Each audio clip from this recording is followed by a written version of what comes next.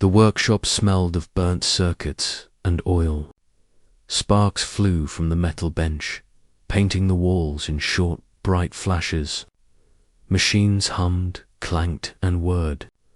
In the middle of it all, a small dragon child watched intently. She was barely 5 feet tall, her green scales shimmering under the flickering light. Her eyes glowed with a mixture of hope and fear. In her hands, she held a tiny, broken robot. It was old. Its metal casing was scratched, its circuits frayed, and one of its arms hung uselessly by its side. But the dragon child held it as if it were the most precious thing in the universe. She turned to the human in the corner of the workshop. "Can you make him work again?" she asked, her voice small but firm. The human looked up from his workbench. His hands were black with grease, and his shirt was torn from years of hard labor. He was tall, lean, and weathered by life, but his eyes were sharp and alert. He studied the dragon child and then the robot. "This?" he asked, picking it up carefully. "This is old." "Yes," she said quickly. "He's my brother's memory. My only memory of him. Please, can you fix him?" The human held the robot, turning it over in his hands. He could see the intricate wiring, the tiny sensors, the delicate servos. It had been built by someone who had cared deeply for it, someone who had loved it. He looked at the dragon child, her small claws wrapped tightly around the edge of the table, her wings twitching with anxiety. "Why does your brother's memory need fixing?" he asked gently. The dragon child looked away, staring at the far wall. He died," she said, her voice breaking. "He was taken by the raiders. I don't remember him well, but this is all I have. Please, sir, please make him alive again." The human's chest tightened. He knew loss. He knew pain. But he also knew machines. He had repaired thousands of them. Some were more than machines. Some were memories, hearts, and souls trapped in metal shells. He looked at the dragon child and nodded slowly. "All right," he said. "I'll try." The dragon child's eyes lit up. She placed the robot on the table and stepped back, her tail flicking nervously.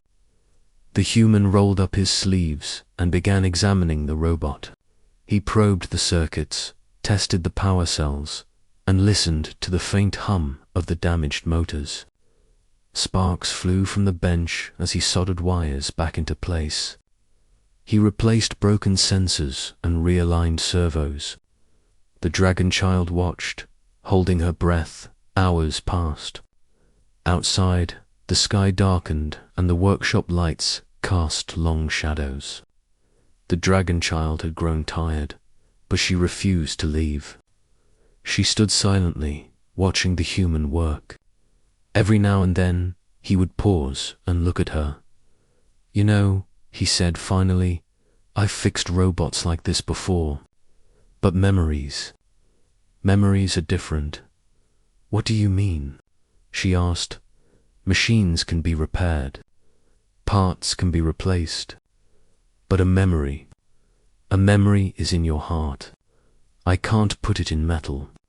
I can't bring your brother back. All I can do is make this robot function again." The dragon child's eyes filled with tears, but she nodded. "That's enough. That's all I need." The human continued working. He rewired the power core, replaced the broken arm, and adjusted the control circuits. Slowly, the robot began to move. Its head tilted, its eyes flickered to life. The dragon child gasped. It's him," she whispered. The human smiled, wiping sweat from his brow. "Not exactly him," he said, "but close enough." The robot's small voice crackled. "Memory active. Hello. The dragon child stepped forward. Yes, she said softly.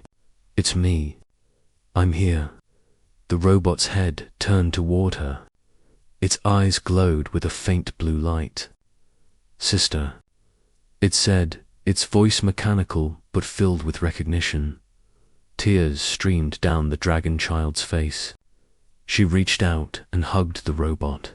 Yes, she said. It's me. I won't let anything happen to you. The human watched silently. He felt a strange warmth in his chest. He had built machines, fixed engines, and repaired ships. But this was different. This was magic. This was hope. Thank you, the dragon child said finally, turning to him. I don't know how to repay you. The human shook his head. Just take care of him. That's enough. She nodded and picked up the robot carefully. Its small motors whirred softly. It held on to her like a real brother would. His name was Yarrow, she said, looking down at him. He used to laugh. He protected me. I don't remember much, but I remember that, please. Help me remember him through him. The human nodded. I'll help, but remember, memories aren't in circuits. They're in you. You keep him alive by remembering him, by loving him, by protecting him. That's what matters. The dragon child smiled, her eyes bright with determination. I will, she said. I promise. Days passed. The dragon child spent every moment with Yarrow. She fed him, cleaned him, and helped him learn again. Slowly, fragments of her brother came back. She remembered his laugh, his stubbornness, his courage. Each memory made Yarrow more alive, more real. One day, the raiders returned. They were a band of merciless scavengers who had terrorized the sector for years. They stormed the workshop, their weapons raised. The dragon child stood in front of Yarrow. You will not take him, she shouted. The raiders laughed. A child and a toy. You are foolish. But Yarrow moved. His small metal body leaped forward with precise calculations. He swung his repaired arm and disarmed one raider. Sparks flew as metal collided with metal. The dragon child used the distraction to call for help. Within moments, the human arrived, armed and ready. Together they fought. Yarrow's motors whirred with precision, protecting the dragon child at every turn. When it was over, the raiders fled. The dragon child hugged Yarrow tightly. You did it, she cried. You remembered him. You protected me like he used to. The human smiled. I think he always remembered, he said. You just needed to give him a chance. The dragon child looked at the human. Can you teach me to fix things like you? She asked. He nodded.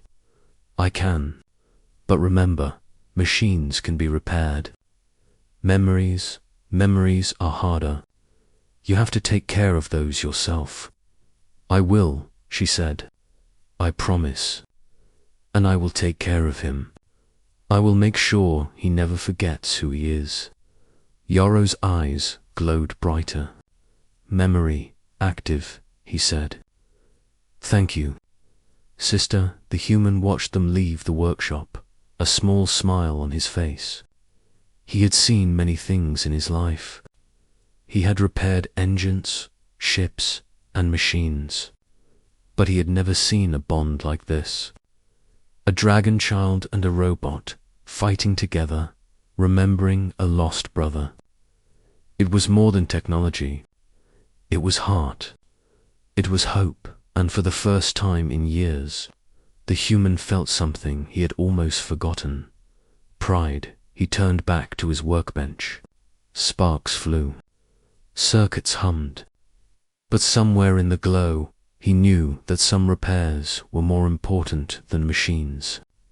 Some repairs were for the soul, and today he had helped repair one. The dragon child and Yarrow disappeared into the sunset. Their shadows stretched across the metal walls of the workshop. Behind them, the humans stood silently, watching. The workshop was quiet now, but the memory of hope lingered in the air. In the distance, a faint mechanical hum rose with the wind. It was Yarrow, alive again. It was memory, preserved. It was a promise kept. And somewhere in the universe, a small dragon child smiled, knowing her brother would never be lost again. Asterisk,